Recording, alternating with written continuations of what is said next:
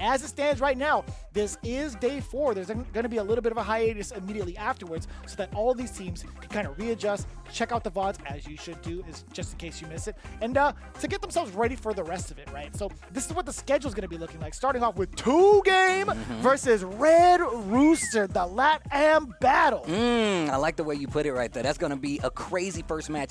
Match number 2, FlyQuest going up against Falcons. This is going to be another heavy hitter, and this is going to be a heavy match to talk about because some of the best players in the world on both teams, and you know they're trying to climb for that prizing spot so they can get a better place. Match 3, what do we have? Bandits versus Kwaisha, the top versus the bottom. There's going to be a lot more to prove from the side of KSG.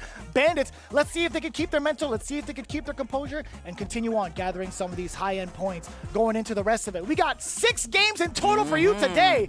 The rebuttal afterwards. We got Red Rooster back in the hot seat. Same with FlyQuest. They got 2 games today. That's going to be nuts.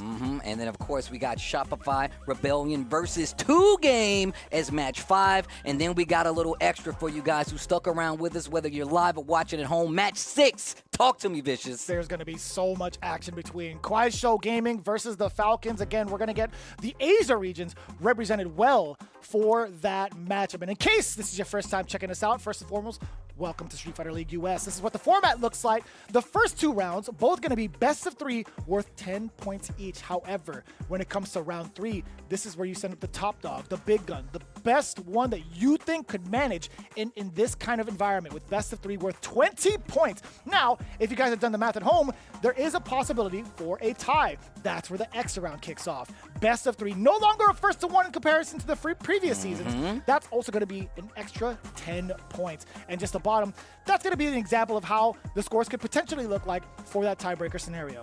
And, of course, it has to be that 4th man. So every player must play. If it does get to that extra innings, that extra match, that means that 4th player waiting off the bench has to come up and perform. And it makes for a lot of tense situations. We haven't had that many, but when we got there, it has always been electric. So hopefully you guys know what's on the line. Speaking of what's on the line, you can see it right here. The prizing: 3rd place, $10,000. 2nd place, $30,000. 1st place, $60,000 to that first place prizing team. And look, you know this is what all these guys are aiming for, as well as just the pride of being the Street Fighter League champion. On top of that, right, they're going to get the representatives of each region, every single Street Fighter League, US, EU, and Japan, to face off in the big dance of Capcom Cup. That's going to be so sick to see. It's going to be the final day of the big dance as well to see who ultimately is the champion of the world.